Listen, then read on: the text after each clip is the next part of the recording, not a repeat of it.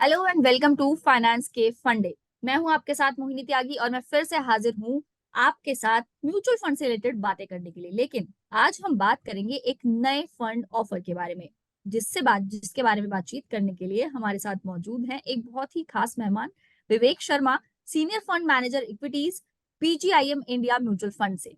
इन्हीं से जानते हैं इनके नए फंड ऑफर के बारे में। तो सर, सबसे पहले तो स्वागत है आपका हमारे चैनल पर।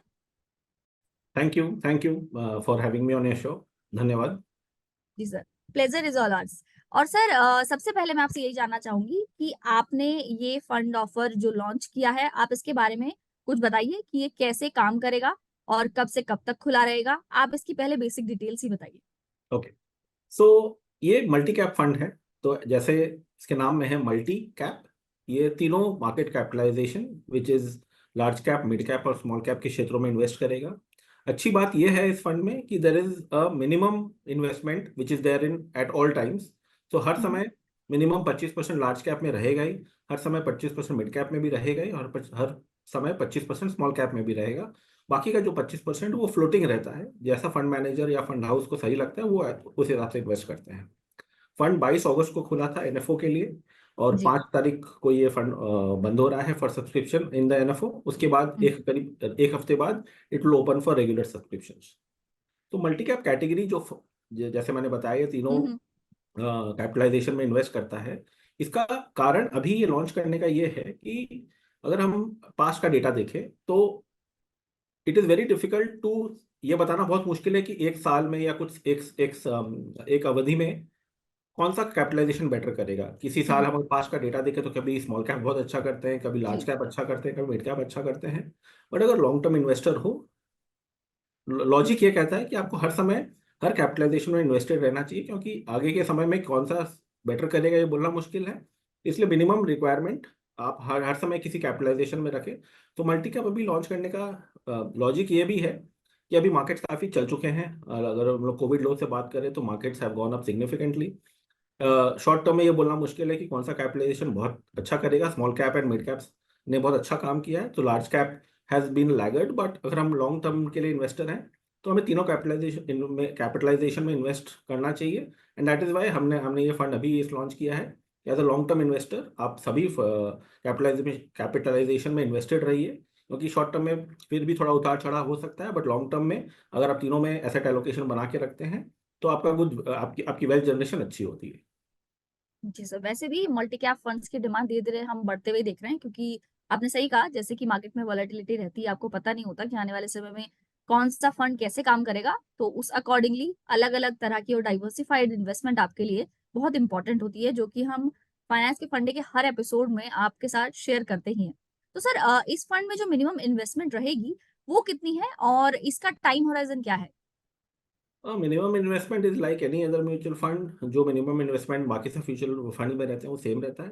Time horizon, it is an open ended fund, तो okay. There is no time limit also. हाँ, आप अगर छोटे समय के लिए इन्वेस्ट करते हैं तो एग्जिट रोड लगने की संभावना रहती है। बट अगर आप लॉन्ग टर्म इन्वेस्टर हैं, जो इक्विटी में आपको होना चाहिए, तो ये लॉन्ग टर्म इन्वेस्टर्स के लिए ज़्यादा बेटर है। शॉर्ट टर्म के लिए इक्विटीज में हमेशा वॉलेटिलिटी ज़्यादा रहती है, बट लॉन्ग टर्म में आप अपने स्टॉक्स, अपने म्यूचुअल फंड को होल्ड करके रखते हैं, तभी वेल्थ क्रिएशन होता है। जी। तो आइडियली ये लॉन्ग टर्म के लिए है। शॉर्ट टर्म में अगर कोई आना चाहे तो वेलकम है, but ideally equities and multi cap are generally for the long term.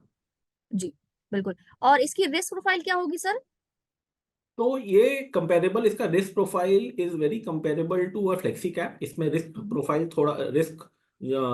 इसका थोड़ा फ्लेक्सी कैप से हल्का सा ज़्यादा है। बट अगर हम हिस्ट्री की बात करें तो अगर आप ज़्यादा रिस्क लेते हो तो आपको ज़्यादा रिटर्न भी बनना चाहिए। सो हिस्टोरिकली बिल्कुल। 11 आउट ऑफ 19 ईयर्स में मल्टी कैप बेंचमार्क ने फ्लेक्सी कैप बेंचमार्क को आउट परफॉर्म किया है। तो आप ज़्यादा रिस्क ले रहे हो तो आपको रिटर्न भी हल्का से ज़्यादा बनता है। हिस्टोरिकली यही इसका रिस्क प्रोफाइल रहा है। क्योंकि इसमें रिस्क प्रोफाइल इसलिए भी ज़्यादा है क्योंकि आप minimum 25 mid cap and small cap में डालते हो, तो at any point of time 50% mid cap and small cap में रहेंगे, जो फ्लेक्सी कैप में आइडियली नहीं होता है।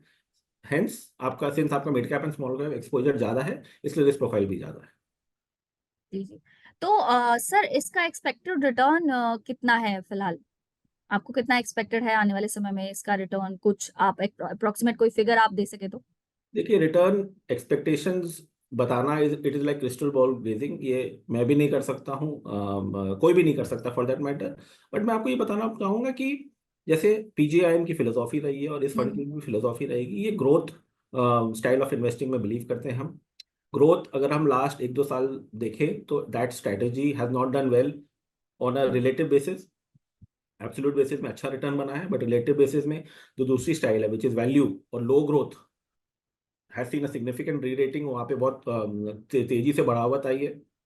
अगर हम आज की बात करें तो वैल्यू उतना चीप नहीं रहा है। हम्म। अगर आपके वैल्यूएशन थोड़े महंगे हैं तो आप वहाँ पे आपको स्टिक करना चाहिए जहाँ पे ग्रोथ बेटर है। तो दैट इज वाई हम ग्रोथ स्टाइल को ही फेवर करते हैं, एंड लॉन्ग टर्म में ग्रोथ स्टाइल ऑफ इन्वेस्टिंग में ही पैसे बनते हैं। So this will more focus on growth style of investing which has started doing well. अगर आप लास्ट 3 महीने में देखें तो काफी अच्छा परफॉर्मेंस रहा है इस स्टाइल का, नॉट नॉट ओनली हमारे funds but in general fund houses जो ग्रोथ स्टाइल को फेवर करते हैं, their performance started to come back. And that is what I think कि अगर आप ग्रोथ स्टाइल पे फिक्सेटेड रहते हो या ग्रोथ स्टाइल में फोकस करते हो तो रिटर्न लॉन्ग टर्म में अच्छे बनने की संभावना है। और सर, क्राइटेरिया क्या रहता है इसमें आपका? मतलब विद इन द फंड आपका जो इन्वेस्टमेंट का क्राइटेरिया है वो क्या रहता है? तो देखिए, हम स्टार्ट करते हैं एनी कंपनी विच का जिसकी मार्केट कैपिटलाइजेशन लेट से 1,000 करोड़ से ज़्यादा है, वो सारी कंपनी, तो हमें कोई बायस नहीं है। हम start with the blank slate कि 1,000 crore which is the minimum, आपको इन्वेस्ट करने के लिए उतनी लिक्विडिटी तो चाहिए। तो वहाँ से हम्म। चालू करते हैं। उसके बाद हम उन कंपनीज में वो देखते हैं जिन कंपनी का कंसिस्टेंटली ग्रोथ इन सेल्स और profit is more than the average with the peers, and ROE profile is growth than the average और पीयर्स। तो ये हम्म। कंपनीज हमारे इन्वेस्टेबल यूनिवर्स बनती है that satisfy this criteria. Also हम cash flows पे काफी फोकस करते हैं। हम एनी कंपनी विच जिनकी operating cash flow generating track record अच्छी नहीं है, इसका मतलब 7-10 सालों में अगर 7 साल कंपनी ने ऑपरेटिंग कैश फ्लो पॉजिटिव नहीं बनाया तो हम उस कंपनी को जनरली अवॉइड करते हैं। तो ये 3 criteria of operating cash flow, ROE और ग्रोथ करके हमारा यूनिवर्स बनता है, irrespective of the sector, irrespective of the management. And obviously हम कॉर्पोरेट गवर्नेंस पे बहुत ज़्यादा फोकस करते हैं। कॉर्पोरेट गवर्नेंस जहाँ पे हमें सही नहीं लगता उन कंपनीज को हम हटा देते हैं, even if they meet the criterias. तो ये हमारा यूनिवर्स रहता है अक्रॉस द सेक्टर। तो ये करने से हमें एक सेक्टर में जो कंपनीज कंसिस्टेंट कंपाउंडर्स हुई हैं, जिन्होंने वेल्थ जनरेट किया, हम वो कंपनी अपने आप फिल्टर में आ जाती हैं, और हम ये that will be our universe, हम यहीं इन्वेस्ट करेंगे। और इसके अलावा हमने मिनिमम इन्वेस्टमेंट की तो बात कर ही ली है। मैं एक चीज ये जानना चाहूंगी कि आपने कहा कि आप का जो इन्वेस्टमेंट क्राइटेरिया है आपने वो तो बता दिया, लेकिन फिलहाल आपने कितनी, जैसे आपने कहा लार्ज कैप, मिड कैप और स्मॉल कैप, आप इसमें तीनों तरह के जो वो कैप हैं उनको शामिल कर रहे हैं, तो आपने कितनी कितनी कंपनियों का रेशियो रखा है इसमें पर उसके हिसाब से अप्रोक्सीमेटली? तो देखिए, अभी तो फंड ओपनिंग है। 5 तारीख को फंड क्लोजर क्लोजर होगा। आई थिंक 10 सितंबर को टेंटेटिव अलॉटमेंट डे है। उस समय वील डिप्लॉय द फंड्स। अगर अगर मैं 1 महीने पहले हमने मॉडल पोर्टफोलियो बनाया था टू रन अ सिमुलेशन कि कैसा दिखेगा या कैसा ये पोर्टफोलियो होगा। उस समय की अगर बात करूं तो 41% लार्ज कैप एक्सपोजर था, 31% स्मॉल कैप एक्सपोजर था और 28% मिड कैप एक्सपोजर था, अज्यूमिंग 100% हम अगर इन्वेस्टेड रहे तो। जी सर। सर, मल्टी कैप्स में सिर्फ इक्विटी, इसमें सिर्फ इक्विटी ही रहेगी या और कोई एसेट क्लास भी है? देखिए, हर इक्विटी फंड में देर इज अ प्रोविजन कि आप other asset classes such as fixed income, REIT and offshore हमने इंक्लूड करवाया। हमारे ऑफशोर फंड्स भी हैं, वो भी हो सकते हैं, but primarily it will B hmm. Equity oriented. Cash calls हम में लेने में हम ज़्यादा बिलीव नहीं रखते हैं, तो ज़्यादा कैश नहीं रखेंगे। विल बी ट्राइट, अगर इन्वेस्टर्स ने हमें इक्विटी में इन्वेस्ट करने के लिए अपनी जमा पूंजी दी है तो हम इक्विटी में इन्वेस्ट करेंगे। तो प्राइमरली इक्विटी रहेगा, थोड़ा बहुत कभी डेट या फिक्स्ड इनकम का प्रोपोर्शन बढ़ सकता है अगर ऐसा लगता है कि बाजार बहुत चल गया है और यहाँ से अगर कुछ गिरावट की संभावना है तो बात अलग है, बट अदरवाइज प्राइमरीली ये इक्विटी इन्वेस्टमेंट ही रहेंगे। तो सर, एक सवाल ये कि आपके फंड में ऐसी क्या यूनिक चीज है या फिर इसके ऐसे क्या फीचर्स हैं जो बाकी फंड से इसको अलग बनाते हैं?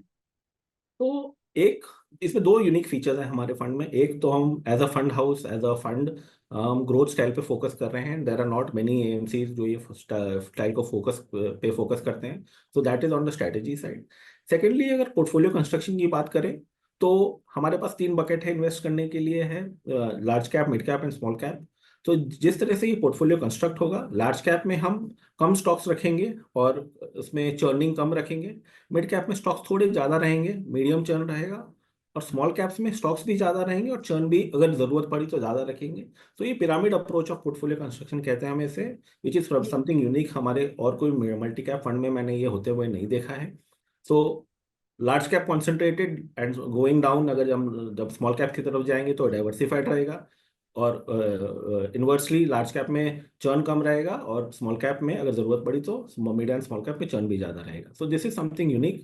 So combination of these two factors of growth, style of investing plus pyramid portfolio construction is something I think हमें लगता है कि यूनिक है हमारे फंड। आपने जैसा कि बताया कि ये इन्वर्टेड पिरामिड स्टाइल होगा, और आई गेस आइडियली भी यही कहा जाता है कि आपको जब अपनी इन्वेस्टमेंट स्टार्ट करनी हो तो आपको इसी तरीके से अपनी इन्वेस्टमेंट करनी चाहिए कि आपको रिस्क प्रोफाइल को मैनेज करते हुए अपने लार्ज कैप का इन्वेस्टमेंट ज्यादा रखना चाहिए, उसके बाद आइडियली मिड कैप, और उसके बाद स्मॉल कैप में अगर आपके पास इतना रिस्क फैक्टर है तो जाना चाहिए।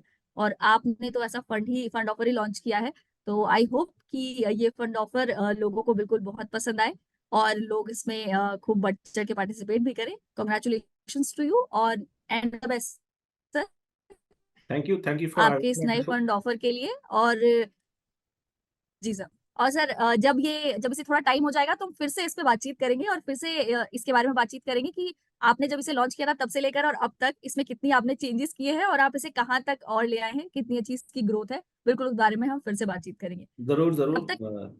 जी, जी सर बताइए। जरूर जरूर, मैं आपको आपके निवेशकों के साथ वापस जुड़ना चाहूंगा, बताने के लिए हम क्या कर रहे हैं, कैसे कर रहे हैं। ये it will be a pleasure to come back on the show any time. Sure sir. और दर्शकों से भी यही कहना चाहेंगे कि हम इसी तरह के नए फंड ऑफर्स और म्यूचुअल फंड के जितनी भी चीजें हैं, उससे रिलेटेड जितनी भी चीजें हैं, जितनी उस पर कवरेज है, जो आपको जानना है, वो सब हम आपके लिए लेकर आएंगे फाइनेंस के फंडे में। आपको कुछ जानना है, आपके कोई सवाल है, तो आप वो भी हमें कमेंट बॉक्स में छोड़ सकते हैं ताकि हम उन पर भी काम करें और हम उन सवालों को भी अपने शोज में शामिल कर सकें ताकि आप तक सही जानकारी पहुंच सके।